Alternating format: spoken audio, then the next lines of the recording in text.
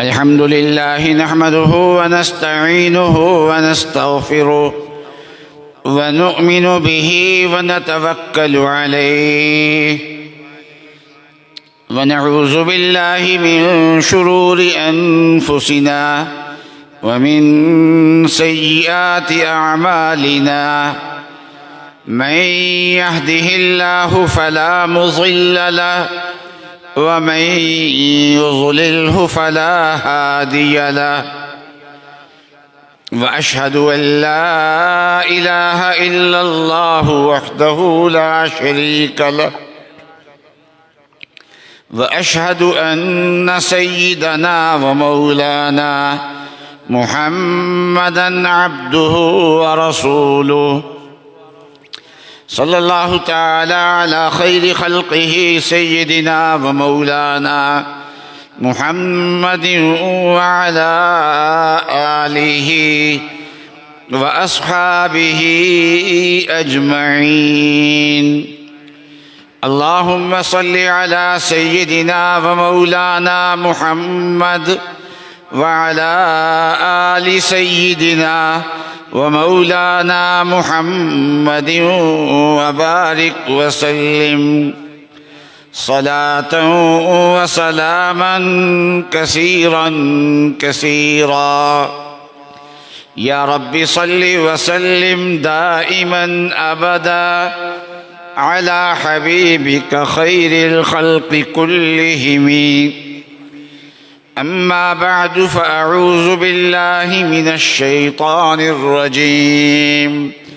بسم الله الرحمن الرحيم.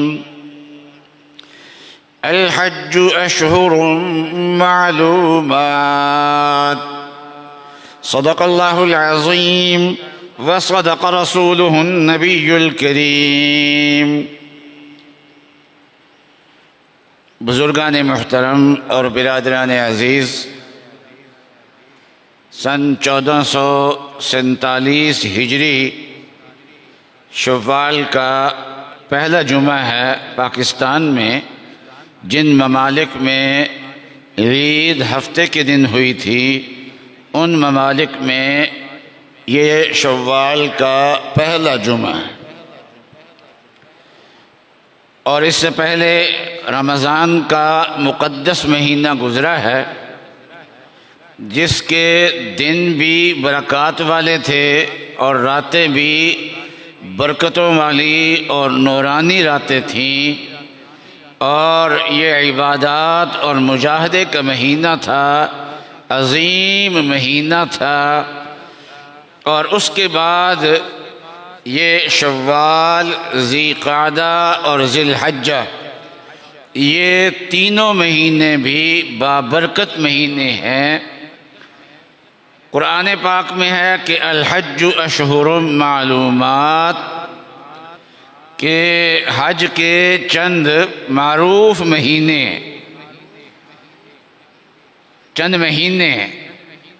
اور رسول اللہ صلی اللہ علیہ وسلم نے اس کی تشریح فرمائی ہے کہ شوال و ذو القعدۃ و ذو الحجہ، کہ حج کے مہینے تین کون سے ہیں؟ شوال ہے اور ذی القعدہ ہے اور ذی الحجہ ہے. یہ تین مہینے حج کے مہینے ہیں. اشہر حج ان کو کہا جاتا ہے. تو یہ مہینے بھی بابرکت مہینے. پھر اللہ تعالیٰ کا قرآن پاک میں ارشاد گرامی ہے کہ سال کے 12 مہینے ہوتے ہیں اور ان میں سے 4 مہینے بابرکت مہینے ہیں. 3 مہینے ان میں سے متواتر ہیں اور 1 مہینہ الگ ہے. اور ان 4 مہینوں کا احترام زمانہ جاہلیت میں بھی کیا جاتا تھا. اور یہ 4 مقدس مہینے کون سے ہیں؟ ذی قعدہ، ذی الحجہ اور محرم. اور چوتھا مہینہ ہے رجب کا مہینہ. تو یوں کہہ لیجئے کہ رمضان، شوال، ذی القعدہ، ذی الحجہ اور محرم، یہ مسلسل 5 مہینے بابرکت مہینے ہیں۔ تو اسلام کی بنیادی عبادات 5 ہیں: لا الہ الا اللہ محمد الرسول اللہ کی گواہی دینا، نماز قائم کرنا، زکوٰۃ ادا کرنا، رمضان المبارک کے روزے رکھنا اور حج کرنا۔ نماز ہر روز 5 نمازیں فرض ہیں۔ زکوٰۃ سال میں 1 بار فرض ہے، وہ بھی صاحب نصاب پہ، ہر آدمی پہ نہیں ہے۔ اور روزے سال میں 1 مہینہ فرض ہے۔ اور حج زندگی میں 1 بار فرض ہے، وہ بھی ہر آدمی پہ نہیں ہے، بلکہ قرآن کہتا ہے من استطاع الیہ سبیلا، جو وہاں تک پہنچنے کی طاقت رکھتا ہو۔ اور رسول اللہ صلی اللہ علیہ وسلم نے من استطاع الیہ سبیلا کی تشریح میں 2 باتیں ارشاد فرمائی ہیں۔ ایک تو یہ ہے کہ اس کے پاس حج کے لیے آنے جانے کا خرچہ ہو،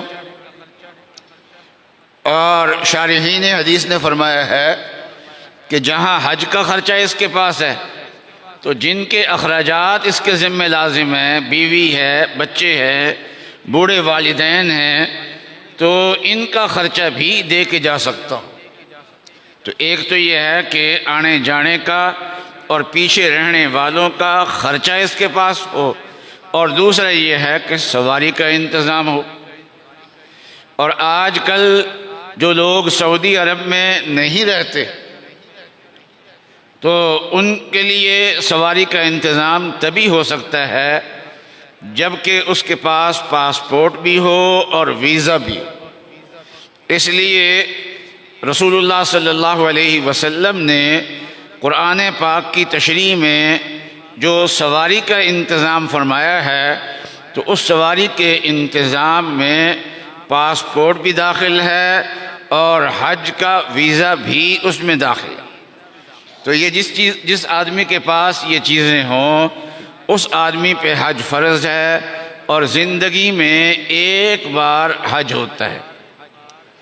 اور حج عظیم ترین عبادت ہے جو اللہ تبارک و تعالی نے عبادات ہمارے ذمے لگائی ہیں، اور اسلام کی بنیادی عبادات ہیں۔ تو اس میں اللہ تبارک و تعالی کا حق ادا کرنے کی کوشش ہوتی ہے، ادا تو نہیں ہوتا۔ تو اللہ تعالیٰ کے 2 عظیم حق ہیں، ایک حق محبت ہے اور ایک حق عظمت ہے۔ اللہ تبارک و تعالیٰ عظیم ہے، حاکم ہیں، اور ہم ان کے حکم کے پابند ہیں، اس لیے ایک حق عظمت ہے اور ایک اللہ تبارک و تعالیٰ کا حق محبت ہے۔ اور یہ 5 عبادات میں یہ دونوں قسم کے حقوق پائے جاتے ہیں۔ ان دونوں قسم کے حقوق کا اظہار ہوتا ہے، ادا تو نہیں ہوتے لیکن اس کا اظہار ہوتا ہے۔ نماز میں اور زکوٰۃ میں غالب اللہ تبارک و تعالیٰ کا حق عظمت ہے، اور روزے میں اور حج میں غالب اللہ تبارک و تعالیٰ کی محبت ہے۔ اور حج کی 2 عظیم خصوصیات ہیں۔ ایک خصوصیت یہ ہے کہ حج کے ذریعے سے پچھلے سارے گناہ معاف ہو جاتے ہیں اور انسان نئی زندگی کا آغاز کرتا ہے۔ مکہ مکرمہ کے عظیم سردار اور عظیم شخصیت صلح حدیبیہ کے بعد ہجرت کر کے رسول اللہ صلی اللہ علیہ وسلم کے پاس آئے اور آپ کے پاس آ کے اسلام قبول کیا،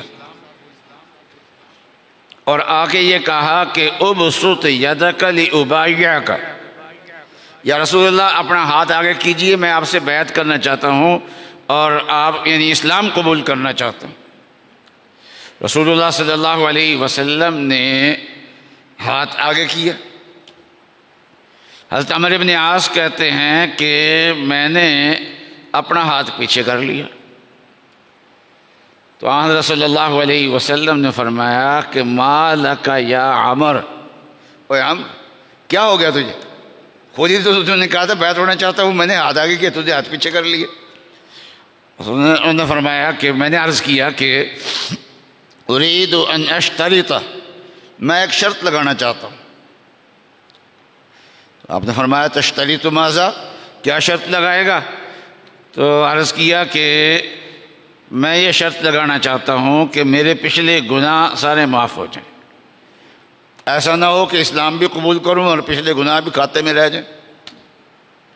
تو حضرت صلی اللہ علیہ وسلم نے فرمایا کہ اے عمر تجھے پتہ نہیں کہ ان الاسلام یہدم ما کان قبلہ، کہ جب اسلام قبول کرتا ہے انسان تو اس کے پچھلے سارے گناہ معاف ہو جاتے ہیں۔ وَإِنَّ الْهِجْرَةَ تَهْدِمُ مَا كَانَ قَبْلَهُ، اور ہجرت جو ہے وہ اس سے پہلے جتنے گناہ تھے سارے کے سارے معاف ہو جاتے ہیں۔ وَإِنَّ الْحَجَّ يَهْدِمُ مَا كَانَ قَبْلَهُ، اور حج جو ہے وہ اس سے پہلے جتنے گناہ ہوتے ہیں وہ سارے کے سارے معاف کر دیے جاتے ہیں۔ اور حج کی ایک عظیم خصوصیت یہ ہے کہ اس کو رسول اللہ صلی اللہ علیہ وسلم نے جہاد فرمایا۔ ام المومنین حضرت عائشہ فرماتی ہیں کہ ہم نے عرض کیا یا رسول اللہ، قرآن پاک میں جہاد کے اتنے فضائل آئے ہیں تو ہمیں جہاد کی اجازت دی جائے۔ تو رسول اللہ صلی اللہ علیہ وسلم نے فرمایا کہ جہادکن الحج، کہ تمہارا جہاد جو ہے یہ حج ہے، یعنی خاتون اگر حج کر لے تو یہ سمجھا جائے گا کہ اس نے جہاد کر لیا۔ جہاد کرنے والے کو یہ کہا جاتا ہے کہ یہ اللہ کے راستے میں ہے، اور رسول اللہ صلی اللہ علیہ وسلم نے حاجی کو بھی اللہ کے راستے میں فرمایا ہے۔ اس لیے جن لوگوں نے حج کرنا ہے تو حج چونکہ زندگی میں ایک بار ہوتا ہے اور چونکہ بار بار ہوتا نہیں ہے، اس لیے اس کے مسائل معلوم نہیں ہوتے، اس کے مسائل سے عام مسلمان بالکل اجنبی ہوتا ہے۔ نمازیں تو ہم بچپن سے لوگوں کو پڑھتے ہوئے دیکھ رہے ہیں، اور جیسے لوگ نمازیں پڑھتے ہیں ویسے گو ہم نے نمازیں بھی نہیں سیکھی ہوتی، لیکن یہ ہے کہ جیسے لوگ پڑھتے ہیں ویسے پڑھ لیتے ہیں۔ وہ ایک آدمی کوئی گیا نا جنازے پہ، وہ پہلی مرتبہ جنازے پہ گیا، اس کو یہ نہیں پتہ تھا کہ اللہ اکبر کہنے کے بعد ہاتھ باندھنے ہیں یا ہاتھ چھوڑ دینے ہیں۔ تو اس نے کہا کہ جیسے لوگ کریں گے ویسے میں کر لوں۔ وہ اتفاق ایسا ہوا کہ اس کے جو دائیں طرف آدمی کھڑا تھا اس نے اللہ اکبر کہہ کے ہاتھ باندھ لیے، اور جو بائیں طرف تھا اس نے اللہ اکبر کہہ کے ہاتھ چھوڑ دیے۔ اب یہ چکرا گیا، تو اس نے ایسا کیا کہ اللہ اکبر کہنے کے بعد ایک ہاتھ باندھ لیا، دوسرا ہاتھ چھوڑ دیا۔ تو آج کل نماز بھی ہم دیکھا دیکھی کی پڑھتے ہیں، تو حج بھی اسی طریقے سے کرتے ہیں، لیکن حج بہت مہنگا بھی ہے اور حج کی افادیت بھی بہت ہے، حج بہت بڑا عمل بھی ہے، اس لیے اس کی تیاری پہلے سے کرنے کی ضرورت ہے، بلکہ 6 مہینے پہلے سے کرنے کی ضرورت ہوتی ہے۔ جب سے درخواستیں جاری شروع ہوتی ہیں اسی وقت سے حج کی تیاری کرنے کی ضرورت ہوتی ہے۔ آج میں حج کی تیاری کے سلسلے میں چند نکات عرض کرنا چاہتا ہوں۔ پہلی بات تو یہ ہے کہ انسان جب حج کے لیے جاتا ہے تو اپنے گھر سے، اپنے کام کاج سے بالکل فارغ ہو کے جاتا ہے، تو کوشش یہ کرے کہ صالحین، صلحاء اور اچھے اور نیک لوگوں کے قافلے میں حج کرنے کی کوشش کرے۔ اس کا فائدے 2 ہوں گے۔ ایک تو یہ ہے کہ ان کے اندر رہ کے حج کرنے کا طریقہ، مسائل ساتھ ساتھ معلوم ہوتے رہیں گے، ایک فائدہ تو یہ ہو جائے گا۔ اور دوسرا فائدہ اس کا یہ ہوگا کہ یہ جو دن ہے ان دنوں میں اس کو سیکھنے کے لیے بہت کچھ وقت مل جائے گا اور لوگوں سے سیکھ لے گا۔ اور تیسرا فائدہ یہ ہے کہ نیک صحبت اپنا اثر دکھاتی۔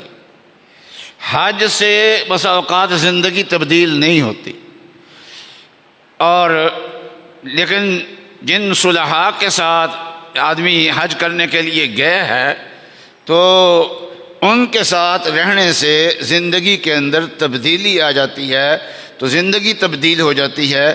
تو صلحاء کی جماعت، بہت سارے مشائخ ہوتے ہیں اور ان کے باعمل مریدین ہوتے ہیں، وہ حج پہ جا رہے ہوتے ہیں، ایسا قافلہ اگر مل جائے تو یہ، لیکن یہ بات تو اس وقت سوچنے کی ہے جب حج کی درخواستیں دی جا رہی ہوں کہ میں ان لوگوں کے ساتھ مل کے درخواست دوں، یا ہماری تبلیغی جماعت کے احباب جا رہے ہوتے ہیں تو ان کے ساتھ مل کے درخواست دے لے، تاکہ ان کے کام کے ساتھ بھی جڑا رہے اور اس کے ساتھ ساتھ حج بھی اس کا ہو جائے۔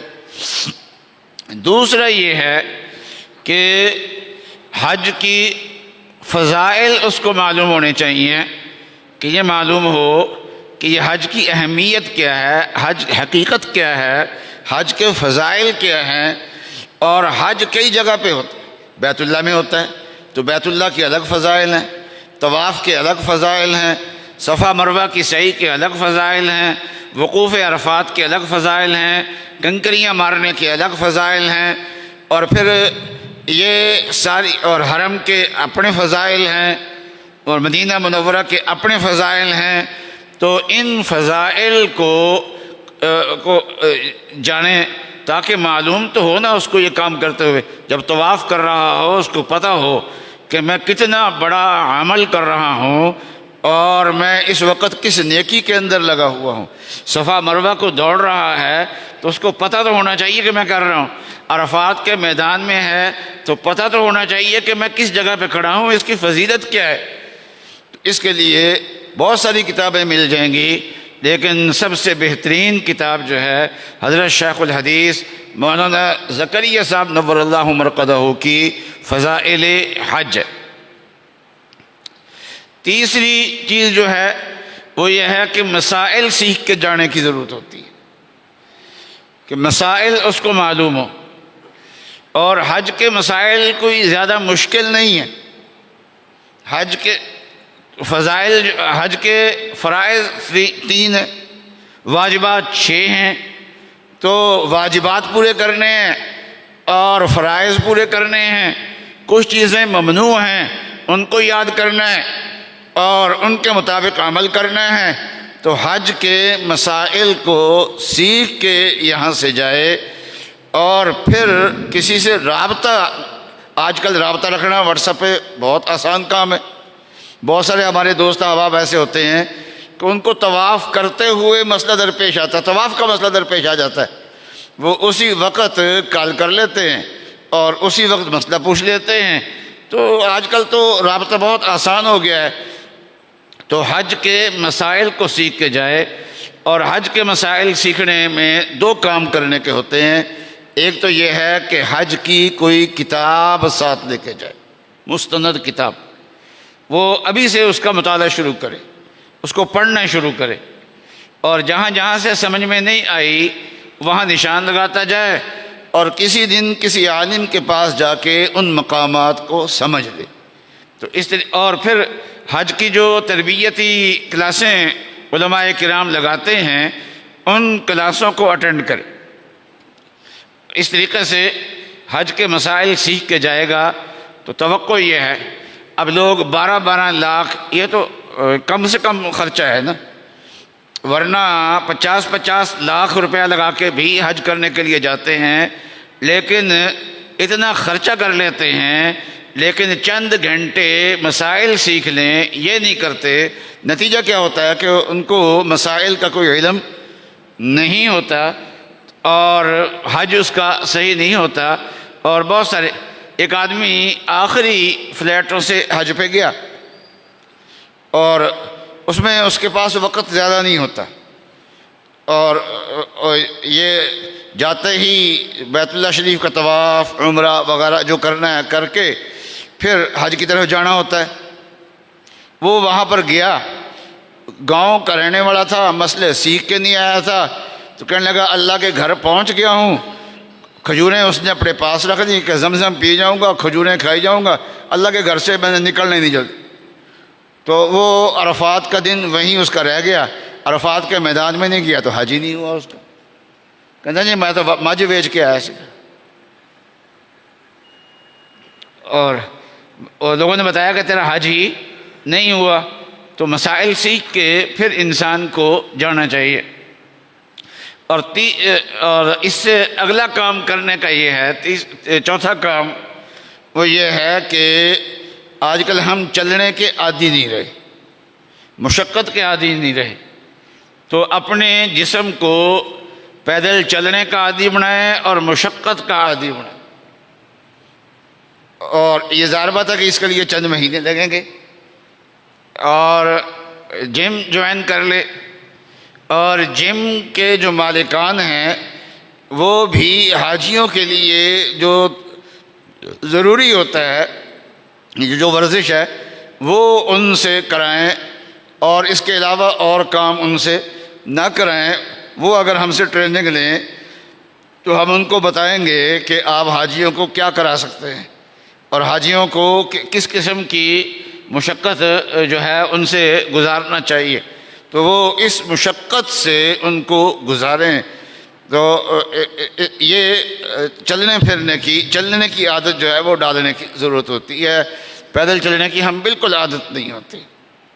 اور پانچواں کام یہ کرنا ہوتا ہے کہ مسجد سے دل لگائے اور لمبی لمبی دعائیں مانگنے کی عادت ڈالے، اور دعاؤں کو یاد کرے۔ وہاں جا کے دعائیں مانگنی ہے نا، تو مسجد میں بیٹھنے کی عادت ہی نہیں ہوتی، اس لیے وہاں جا کے بھی مسجد میں آرام سے نہیں بیٹھ سکتے، اور مسجد میں عادت نہ ہونے کی وجہ سے اور دعائیں مانگنے کی عادت نہ ہونے کی وجہ سے وہاں جا کے بھی دعائیں نہیں مانگتے۔ حتیٰ کہ عرفات کا جو وقوف ہوتا ہے وہ ظہر سے لے کے مغرب تک کا وقت ہوتا ہے، اور اس میں دعائیں مانگنی ہوتی ہیں، اور یہ وقت بھی سارا کا سارا وہاں جا کے ضائع کر کے آ جاتے ہیں۔ اور ایک چیز یہ ہے کہ صبر سیکھنے کی ضرورت ہوتی ہے۔ یہ چیزیں یہ حج کی تیاری کا حصہ ہیں، اس لیے جو ہے حجاج کرام جو ہیں ان نکات کی طرف ابھی سے فوری طور پہ توجہ دینی شروع کریں اور حج کی تیاری شروع کریں۔ انشاءاللہ جب حج کی فلائٹیں قریب ہوں گی تو پھر انشاءاللہ ہم حج کی کلاسیں بھی یہاں پر رکھیں گے اور اعلان بھی کریں گے انشاءاللہ۔ تو لیکن یہ ہے کہ حج کی تیاری جو ہے وہ بہرحال ابھی سے کرنی شروع کرنی چاہیے، اور اللہ تبارک و تعالی ہم سب کو مقبول حج مقبول عمرے کے ساتھ اپنے گھر مبارک کی بار بار زیارت نصیب فرمائے۔ وآخر دعوانا ان الحمد للہ رب العالمین۔